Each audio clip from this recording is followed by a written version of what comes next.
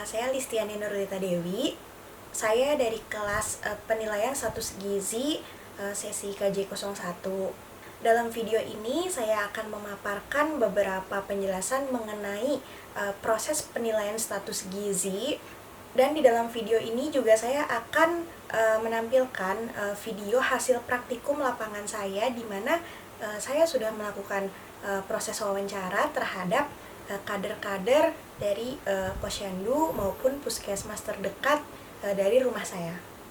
Lalu saya juga akan melakukan identifikasi dan menginterpretasi data biokimia dari hasil pemeriksaan laboratorium.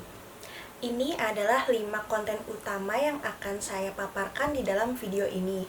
Yang pertama, saya akan menjelaskan mengenai penilaian status gizi secara langsung yang terdiri dari 3 pengukuran ataupun pemeriksaan, yaitu pengukuran antropometri, pemeriksaan biokimia, dan pemeriksaan klinis.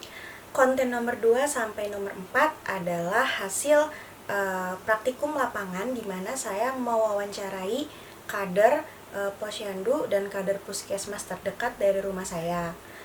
Konten nomor 2, saya akan menjelaskan mengenai proses penilaian status gizi di posyandu dan puskesmas tersebut. Konten nomor 3 adalah saya akan menganalisis apakah proses penilaian status gizi di posyandu dan puskesmas tersebut sudah sesuai dengan rekomendasi Kemenkes atau belum. Konten nomor 4, saya akan menjelaskan mengenai inovasi dari kader posyandu ataupun puskesmas dalam mengoptimalkan proses penilaian status gizi di puskesmas maupun posyandu tersebut. Konten nomor 5 atau konten yang terakhir, saya akan melakukan identifikasi dan interpretasi salah satu data hasil pemeriksaan laboratorium. Nah, data yang saya identifikasi dan interpretasi adalah data-data biokimia.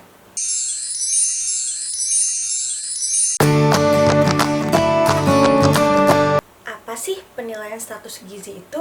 Penilaian status gizi adalah proses menilai status gizi seseorang untuk mengetahui apakah orang tersebut status gizinya normal atau tidak. Status gizi seseorang dipengaruhi oleh banyak faktor.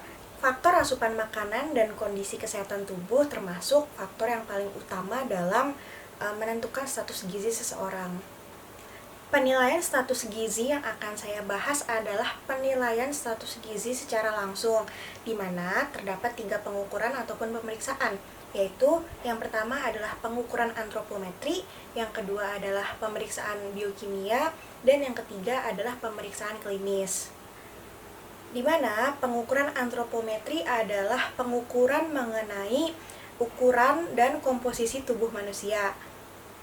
Pemeriksaan biokimia adalah pemeriksaan laboratorium, sementara pemeriksaan klinis adalah pemeriksaan untuk mengetahui sign and symptom atau tanda atau gejala yang dialami oleh klien yang menandakan kondisi ketidakseimbangan status gizi seseorang. Untuk pengukuran antropometri terbagi menjadi 2 cara atau 2 metode. Yang pertama adalah pengukuran antropometri berdasarkan ukuran tubuh, dan yang kedua adalah pengukuran antropometri berdasarkan komposisi tubuh. Pengukuran antropometri untuk ukuran tubuh meliputi pengukuran berat badan, tinggi badan, panjang badan, tinggi lutut, dan lingkar kepala. Sedangkan pengukuran antropometri untuk komposisi tubuh meliputi pengukuran lingkar lengan atas dan waist to hip rasio. Pengukuran antropometri yang pertama adalah pengukuran berat badan. Pengukuran berat badan bertujuan untuk mengetahui jumlah zat gizi seperti karbohidrat, lemak, protein, air, dan mineral yang terkandung di dalam tubuh. Nah, berat badan sendiri adalah salah satu parameter pertumbuhan tubuh manusia yang sering dikaitkan dengan usia seseorang. Alat untuk mengukur berat badan penggunaannya tergantung dari kebutuhan masing-masing klien. Untuk mengukur berat badan balita atau anak-anak menggunakan alat yang bernama dacin. Sedangkan untuk orang dewasa menggunakan timbangan injak digital maupun bedroom scale atau timbangan detektor. Cara penimbangan berat badan menggunakan dacin yang pertama adalah menggantungkan dacin dan mengikatnya dengan tali yang kuat pada penyangga yang kuat. Hal tersebut bertujuan untuk stabil pada posisi yang menggantung. Yang kedua adalah menggeser bandul ke angka 0 dan mengaitkan batang dacin ke tali. Yang ketiga adalah memasang kain timbangan atau sarung timbangan pada dacin, kemudian diposisikan menjadi seimbang. Yang keempat adalah menimbang anak dengan menaikkan anak tersebut ke dalam kain atau sarung timbangan, lalu menunggu sampai batang dacin seimbang. Saat dacin sudah tidak bergoyang lagi, baru pengukuran atau angka pada dacin tersebut dibaca dan dicatat hasilnya.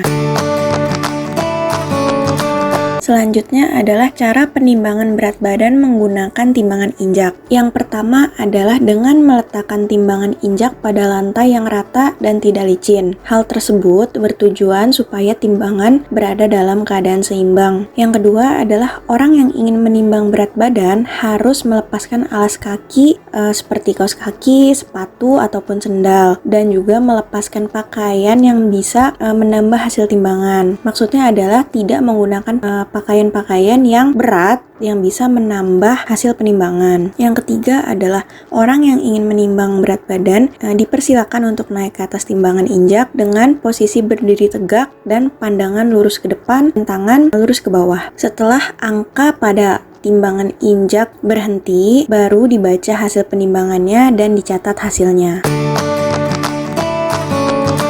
Pengukuran antropometri untuk pengukuran tinggi badan yang selanjutnya bertujuan untuk mengetahui pertumbuhan tulang manusia sebagai pertumbuhan linier, karena tinggi badan sering dikaitkan dengan masalah gizi kronis seperti masalah stunting dan masalah-masalah defisiensi gizi lainnya. Terdapat dua cara untuk mengukur tinggi badan sesuai kelompok umur. Yang pertama adalah anak umur di bawah 2 tahun diukur berdasarkan panjang badan, sedangkan anak di atas 2 tahun diukur berdasarkan tinggi badan. Alat untuk mengukur tinggi badan adalah mikrotoa, sedangkan alat untuk mengukur panjang badan adalah infantometer. Cara pengukuran tinggi badan menggunakan mikrotoa yang pertama adalah menggunakan lantai yang datar untuk meletakkan papan alas pijakan. Yang kedua adalah memasang mikrotoa pada dinding yang rata dan dalam posisi tegak lurus dengan papan alas pijakan yang tadi ada di lantai. Yang ketiga adalah orang yang diukur tinggi badannya diminta untuk melepaskan alas kaki, sama seperti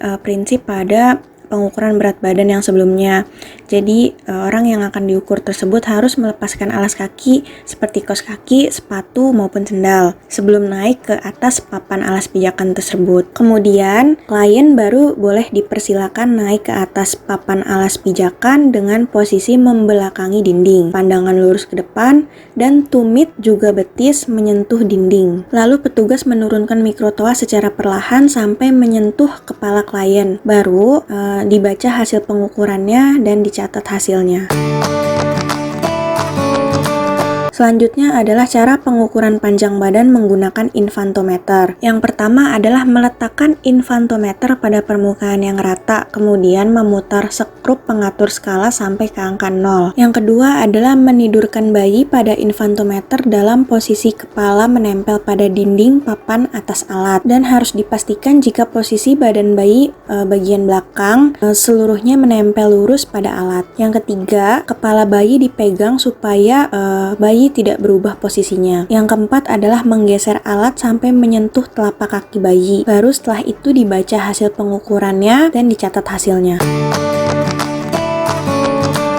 Pengukuran lingkar kepala bertujuan untuk mengukur pertumbuhan lingkar kepala dan pertumbuhan otak manusia. Alat yang digunakan untuk mengukur lingkar kepala bisa menggunakan pita meteran. Cara pengukuran lingkar kepala adalah dengan cara melingkarkan meteran dari bagian belakang kepala yang paling menonjol melalui dahi, lalu sampai ke titik awal meteran dilingkarkan.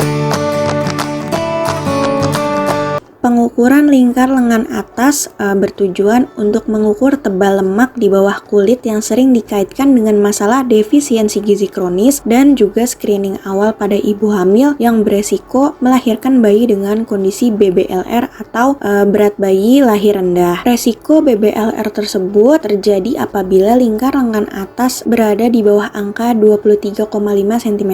Cara pengukuran lingkar lengan atas atau lila yang pertama adalah menekukan lengan klien supaya membentuk sudut 90 derajat. Baru mengukur panjang lengan atas mulai dari bahu sampai siku. Hal tersebut untuk menentukan titik tengah lengan atas. Titik tengah lengan atas tersebut berfungsi untuk melingkarkan pita meteran lila. Setelah itu baru dibaca hasilnya dan dicatat hasilnya.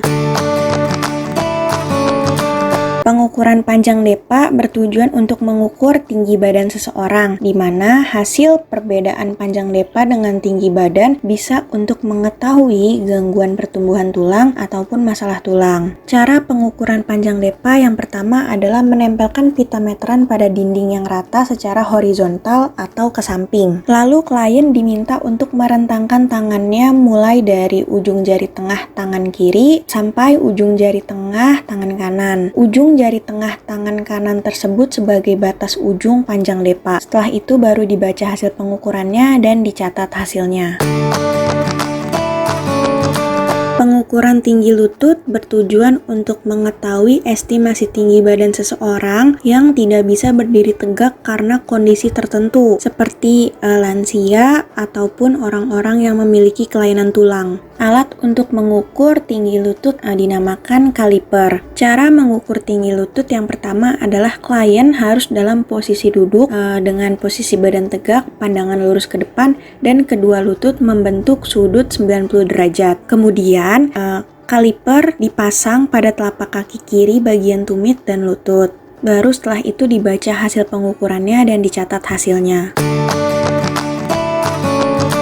Pengukuran lingkar pinggang dan lingkar panggul atau biasa disebut dengan waist to hip ratio. Waist to hip ratio tersebut bertujuan untuk mengetahui kandungan lemak di dalam tubuh, terutama lemak-lemak perut yang menjadi screening awal yang menandakan kondisi kegemukan ataupun obesitas, di mana hal tersebut bisa memicu resiko terkena penyakit kardiovaskuler. Cara mengukur waist to hip ratio yang pertama adalah klien berdiri tegak dengan posisi kedua tangan di samping badan, kedua kaki rapat, dan diposisikan seimbang, namun dalam keadaan santai. Selama pengukuran berlangsung, klien harus bernapas normal, karena pengukuran dicatat saat klien mengeluarkan napas. Selanjutnya adalah meraba dan menentukan batas bawah iga terakhir dengan puncak ilium. Baru menentukan pertengahan antara batas bawah iga terakhir dengan puncak ilium, lalu ditandai. Selanjutnya adalah melingkarkan pita ukur secara horizontal, melalui bagian yang telah ditandai tadi. Keadaan pita tidak boleh longgar ataupun terlalu ketat, dan sebaiknya melingkarkan pita ini dilakukan oleh dua orang supaya keadaan pita tetap seimbang, stabil secara horizontal. Baru dicatat hasil pengukuran dalam batas ketelitian 1 mm. Penilaian status gizi yang selanjutnya adalah pemeriksaan secara biokimia, di mana pemeriksaan biokimia tersebut merupakan pemeriksaan laboratorium yang berkaitan dengan spesimen kimiawi dalam tubuh manusia. Spesimen kimiawi tersebut meliputi pemeriksaan darah, urin, feses, saliva, cairan tubuh, rambut, kuku, dan kulit. Pemeriksaan biokimia ini digunakan untuk screening awal adanya penurunan efektivitas dan fungsi jaringan tubuh sampai penurunan aktivitas enzim dan cairan tubuh. Pemeriksaan biokimia dibagi menjadi 4 pemeriksaan, yaitu pemeriksaan status anemia, status protein, status lemak, dan status vitamin. Pemeriksaan status anemia dibagi menjadi 3 pemeriksaan. Yang pertama adalah pemeriksaan kadar hemoglobin atau Hb, yang kedua adalah pemeriksaan kadar hematokrit, dan yang ketiga adalah pemeriksaan defisiensi zat besi. Pemeriksaan kadar hemoglobin tersebut bertujuan untuk mengetahui efektivitas darah merah dalam membawa zat gizi dan oksigen di dalam jaringan tubuh. Cara pemeriksaannya adalah dengan cara mencampurkan darah dengan larutan Drapkin untuk memecah hemoglobin yang kemudian akan diukur dengan spektrofotometer untuk mengetahui kadar Hb dalam darah. Yang kedua adalah pemeriksaan kadar hematokrit yang bertujuan untuk mengganti pemeriksaan Hb. Kadar hematokrit tersebut diperiksa dengan cara memutar darah dalam tabung kapiler yang telah dilapisi oleh heparin yang akan menghasilkan kadar hematokrit dalam darah. Pemeriksaan yang terakhir terkait status anemia adalah pemeriksaan defisiensi zat besi. Tujuannya adalah untuk mengetahui kadar hemoglobin dalam darah melalui pengukuran ferritin serum, pengukuran kejenuhan transferin atau protein pengikat besi, dan pengukuran eritrosit. Pemeriksaan status protein dibagi menjadi dua, yaitu status protein somatik dan status protein visceral. Status protein somatik bertujuan untuk mengetahui kondisi imunitas tubuh dari pengukuran ekskresi urin, sedangkan status protein visceral bertujuan untuk mengetahui kecukupan protein dalam tubuh dari pengukuran kadar albumin. Pemeriksaan status lemak dibagi menjadi 4, yaitu ada pemeriksaan kadar trigliserida, pemeriksaan kadar kolesterol, pemeriksaan kadar HDL atau high density lipoprotein, dan yang terakhir ada pemeriksaan kadar LDL atau low density lipoprotein. Pemeriksaan kadar trigliserida untuk mengetahui status kegemukan seseorang. Pemeriksaan kadar kolesterol bertujuan untuk mengetahui status obesitas dan sindrom metabolik seseorang. Pemeriksaan kadar HDL bertujuan untuk mengetahui resiko seseorang terkena penyakit kardiovaskuler. Pemeriksaan kadar LDL bertujuan untuk mengetahui resiko seseorang terkena aterosklerosis yang menyebabkan penyakit kardiovaskuler. Pemeriksaan status vitamin dibagi berdasarkan jenis-jenis vitamin. Yang pertama adalah pemeriksaan status vitamin A yang bertujuan untuk mengetahui seseorang mengalami defisiensi vitamin A yang bisa mengakibatkan seseorang terkena penyakit-penyakit kerusakan mata. Contohnya seperti bitot spot dan serosis kornea. Pemeriksaan status vitamin D untuk mengetahui resiko penyakit tulang. Pemeriksaan status vitamin E bertujuan untuk mengetahui tingkat radikal bebas dalam tubuh seseorang. Pemeriksaan status vitamin C bertujuan untuk mengetahui tingkat imunitas seseorang. Seseorang yang mengalami defisiensi vitamin C sering mengalami gusi berdarah. Dan yang terakhir adalah pemeriksaan status vitamin B untuk mengetahui kecukupan vitamin D dalam tubuh melalui pemeriksaan ekskresi tiamin dalam urin. Penilaian status gizi secara langsung yang terakhir adalah pemeriksaan klinis, di mana pemeriksaan adalah pemeriksaan untuk mengetahui sign and symptom, tanda dan gejala akibat dari ketidaknormalan status gizi dan masalah kesehatan di kondisi penyakit tertentu yang dialami oleh seseorang. Pemeriksaan klinis sendiri terbagi menjadi dua bagian, yaitu riwayat medis atau catatan riwayat penyakit klien dan pemeriksaan fisik klinis untuk mengamati tanda dan gejala penyakit yang dirasakan oleh klien. Dari pemeriksaan klinis ini, kita bisa mengetahui perubahan dari kondisi fisik luar tubuh seseorang yang menandakan adanya kondisi masalah pada tubuh. Pemeriksaan klinis yang bisa dilakukan oleh ahli gizi meliputi pemeriksaan KEP atau kurang energi protein, pemeriksaan AGB atau anemia gizi besi, pemeriksaan GAKI atau gangguan akibat kekurangan iodium, dan pemeriksaan KVA atau kekurangan vitamin A. Pemeriksaan klinis untuk KEP meliputi pemeriksaan terhadap sign and symptom kondisi tubuh yang underweight maupun overweight karena marasmus ataupun kwashiorkor, di mana kedua penyakit tersebut bisa dilihat dari tanda dan gejala seperti kondisi edema atau pembengkakan badan, kehilangan nafsu makan, kondisi pika atau memakan benda yang tidak bergizi, mudah tersinggung, mudah marah, mudah gelisah, dan juga depresi. Pemeriksaan klinis untuk anemia gizi besi meliputi pemeriksaan terhadap konsentrasi penurunan hemoglobin darah. Hal tersebut ditandai dengan kondisi tubuh yang lesuh, mudah marah, mata berkunang-kunang, pucat, dan konjungtiva, di mana kelopak mata bagian bawah yang berwarna pucat bisa dipastikan orang tersebut mengalami anemia gizi besi. Pemeriksaan terhadap GAKI meliputi pemeriksaan kondisi goiter atau pembesaran kelenjar tiroid, atau yang lebih sering kita kenal dengan kondisi gondok, dan kondisi kretinisme atau pertumbuhan yang sangat lambat. Yang terakhir adalah pemeriksaan kekurangan vitamin A yang meliputi pemeriksaan terhadap kondisi nyctalopia atau rabun senja.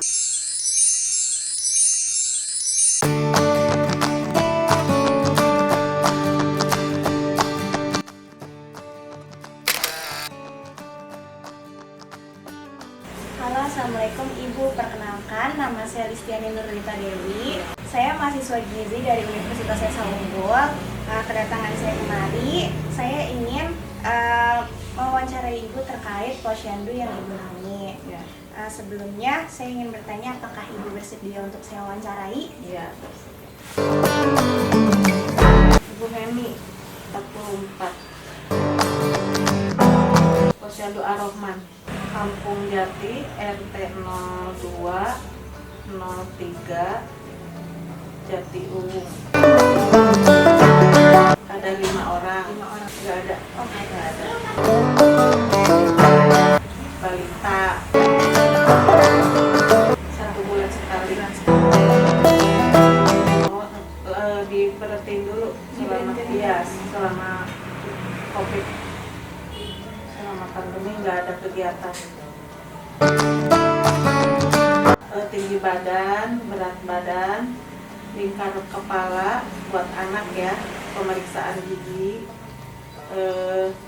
Kalau buat lansia ukur pinggang. Kalau buat ibu hamil berat badan, tinggi badan, sama tekanan darah tinggi, terus sama lila. Enggak, ya. Oh enggak, ada udah lengkap, alat-alat juga udah lengkap. Ada. Kalau yang ke bawah dicatat di ini aja, apa bukan di buku SIP. Buku Sistem Informasi Posyandu.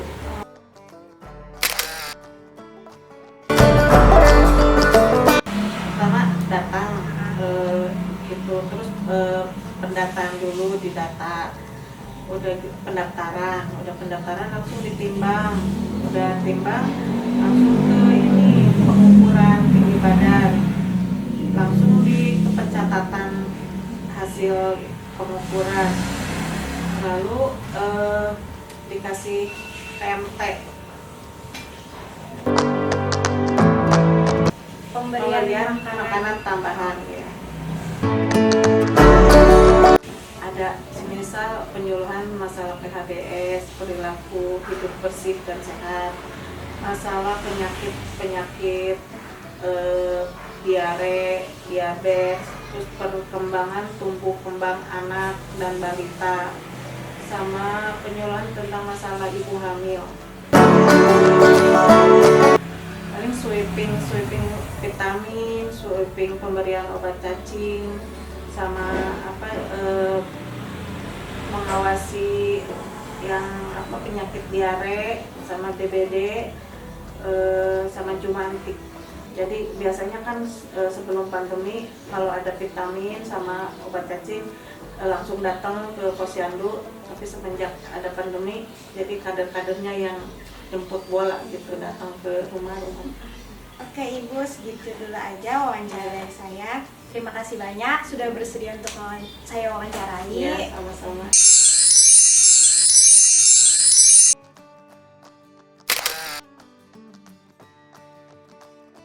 Assalamualaikum, halo, selamat siang Ibu. Perkenalkan, nama saya Listiani Nurlita Dewi. Saya mahasiswa gizi dari Universitas Esa Unggul. Hari ini saya akan mewawancarai Ibu terkait penilaian status gizi di puskesmas yang Ibu Nomi. Ibu Jumi, 55 tahun. Sukasari. Sukasari. Dia dua orang, bagian gizi sama bidan. Ada Dua orang.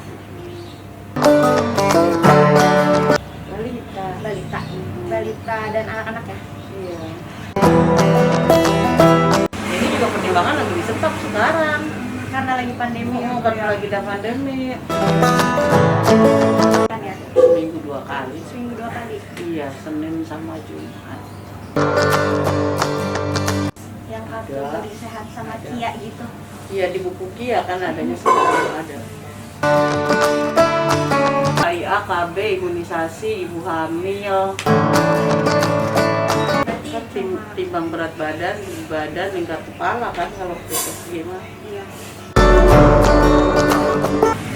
Kita kan imunisasi tetap dilaksanakan di puskesmas. Iya. Tapi dengan penjadwalan kan kayak gitu tetap ada imunisasinya, ibu hamilnya ada tetap. Nah, mungkin segitu aja Ibu wawancaranya. Terima kasih banyak atas waktunya. Semoga puskesmas, program-program kerja di puskesmasnya tetap berjalan dengan lancar di tengah pandemi seperti ini.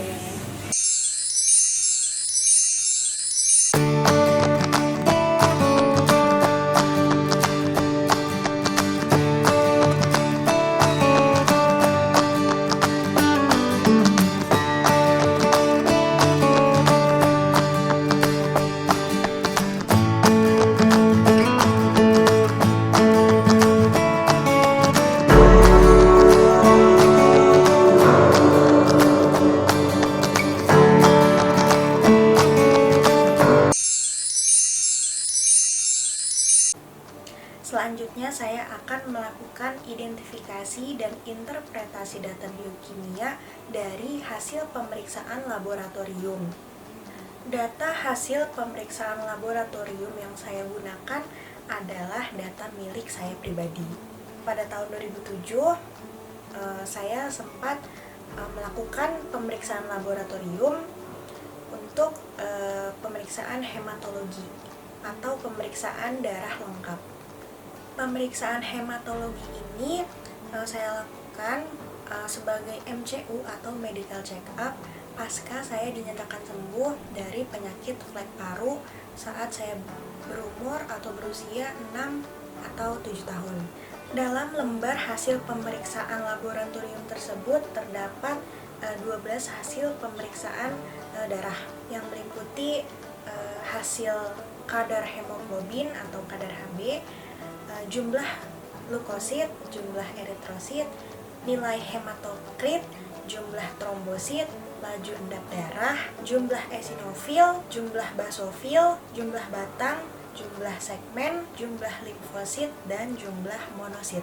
Interpretasi data biokimia pada 12 hasil pemeriksaan hematologi tersebut dinyatakan ada 2 hasil hematologi yang berstatus tidak normal, yaitu nilai hematokrit dan jumlah segmen. Nilai hematokrit dikatakan tidak normal karena berada pada angka 37%, di mana angka tersebut berada 1% di bawah batas normal bawah nilai hematokrit yang ditentukan. Sedangkan jumlah segmen dalam keadaan tidak normal pada angka 74% karena berada 8% di atas batas normal atas jumlah segmen yang ditentukan. 2 hasil pemeriksaan yang tidak normal tersebut bisa disimpulkan jika pasca saya dinyatakan sembuh dari penyakit flek paru tersebut, saya mengalami kondisi sedikit anemia karena hasil kadar hematokrit hanya berada 1% di bawah batas normal bawah. Karena hasil kadar hematokrit di bawah batas normal adalah penanda kondisi anemia.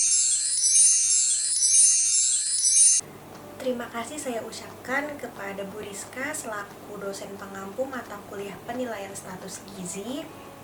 Kurang dan lebihnya mohon maaf. Sampai jumpa di video selanjutnya. Berikut ini adalah referensi-referensi yang saya gunakan dalam pengambilan materi untuk video ini.